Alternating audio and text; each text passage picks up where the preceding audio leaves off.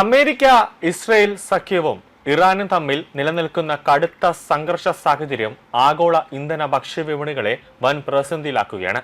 കേരളത്തിലെ ഏറ്റവും തന്ത്രപ്രധാനമായ കപ്പൽ ചാനലായ ഹോർമുസ് കടലിടുക്കിലൂടെയുള്ള സുരക്ഷിത ഗതാഗതം തടസ്സപ്പെട്ടതോടെ അന്താരാഷ്ട്ര വിപണിയിലെ എണ്ണശേഖരം ചരിത്രത്തിലെ ഏറ്റവും റെക്കോർഡ് വേഗത്തിൽ കുറഞ്ഞുകൊണ്ടിരിക്കുകയാണെന്ന് അന്താരാഷ്ട്ര നാണയനിധിയും ലോകബാങ്കും അന്താരാഷ്ട്ര ഊർജ്ജ ഏജൻസിയും സംയുക്ത പ്രസ്താവനയിലൂടെ മുന്നറിയിപ്പ് നൽകിയിരിക്കുകയാണ്.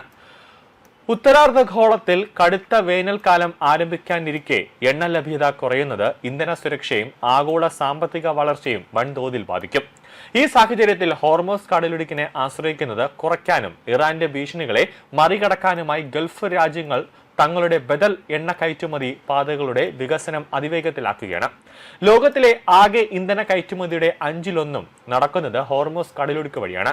എന്നാൽ ഇറാന്റെ ആക്രമണങ്ങളും ഭീഷണികളും കാരണം ഈ വഴി അപകടത്തിലായ ഗൾഫ് രാജ്യങ്ങൾ തങ്ങളുടെ പ്ലാൻ ബി പുറത്തെടുത്തിരിക്കുകയാണ്. അതായത് ഹോർമുസ് കടലിടുക്കിലൂടെ ഇനി എണ്ണ കൊണ്ടുപോകാൻ പറ്റുമോ എന്ന് അറിയാത്തത് കൊണ്ട് അത് വലിയ ഭയത്തോടെയാണ് ഇപ്പോൾ കൊണ്ടുപോകുന്നത്. അതുകൊണ്ട് ഇനി എക്കാലത്തും ഹോർമുസിനെ ആശ്രയിക്കാൻ പറ്റാത്തത് കൊണ്ട് ഒരു പ്ലാൻ ബി എന്നൊരു പദ്ധതിയാണ് ഇപ്പോൾ ഗൾഫ് രാജ്യങ്ങൾ എടുത്തിരിക്കുന്നത്. അതായത് ഈ നീക്കത്തിൽ ഏറ്റവും വലിയ നേട്ടമുണ്ടാക്കുന്നത് UAE ഫ്യൂജറ്റ് എനർജി ഹബ്ബാണ്.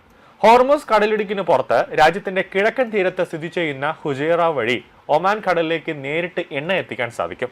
അബുദാബിയിൽ നിന്നും ഫുജൈറയിലേക്കുള്ള എണ്ണ പൈപ്പ് ലൈൻ നിലവിൽ ലോകത്തിലെ തന്നെ ഏറ്റവും തന്ത്രപ്രധാനമായ ഇന്ധന ശൃംഖലയായി മാറിയിരിക്കുകയാണ്. ഇതിനു പുറമെ സൗദി അറേബ്യ തങ്ങളുടെ കിഴക്കൻ എണ്ണപ്പാടങ്ങളിൽ നിന്നും ചെങ്കടൽ തീരത്തേക്ക് ഇന്ധനം എത്തിക്കുന്ന ഈസ്റ്റ് വെസ്റ്റ് പൈപ്പ് ലൈൻ പദ്ധതിക്കും കൂടുതൽ പ്രാധാന്യം നൽകുന്നുണ്ട്. ഒമാനിൽ പുതിയ സംഭരണശാലകൾ നിർമ്മിക്കാനും ആലോചനയുണ്ട്.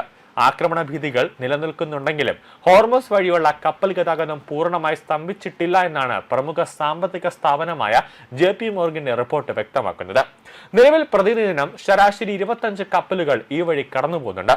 പല വാണിജ്യ കപ്പലുകളും തങ്ങളുടെ കൃത്യമായ സ്ഥാനം വ്യക്തമാക്കുന്ന AIS സംവിധാനങ്ങൾ ഓഫാക്കിയോ അല്ലെങ്കിൽ ഒമാൻ തീരത്തോട് ചേർന്ന് മാത്രമാണ് ഇപ്പോൾ യാത്ര ചെയ്യുന്നത്. US മിലിറ്ററി ഈ കപ്പലുകൾക്ക് ആവശ്യമായ സുരക്ഷാ ഏകോപനവും രഹസ്യ നിരീക്ഷണവും നൽകുന്നുണ്ട് എന്നാണ് വിവരം.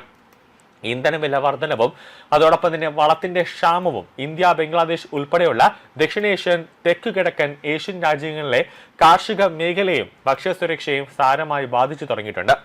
വിതരണ ശൃംഖല തകർന്നതോടെ വളത്തിന്റെ വില കുതിച്ചുയരുകയാണ്. സംഘർഷം മൂലം ആഗോള സാമ്പത്തിക വളർച്ചയിൽ ഇടിവുണ്ടായതായി IMF മേധാവി ക്രിസ്റ്റലീന ജോർജിയവ വ്യക്തമാക്കുന്നുണ്ട്. പ്രതിസന്ധി നേരിടുന്ന പാവപ്പെട്ട രാജ്യങ്ങളെ സഹായിക്കാൻ $20 മില്യൺ മുതൽ $50 മില്യൺ വരെ സാമ്പത്തിക സഹായം വേണ്ടിവരുമെന്ന് കണക്കാക്കുകയാണ്. നിലവിൽ സാമ്പത്തിക തകർച്ച മറികടക്കാൻ ബംഗ്ലാദേശ് ഇതിനോടകം തന്നെ IMFനോട് അടിയന്തര സഹായം ആവശ്യപ്പെട്ടിട്ടുണ്ട് എന്നാണ് ലഭിക്കുന്ന വിവരങ്ങൾ.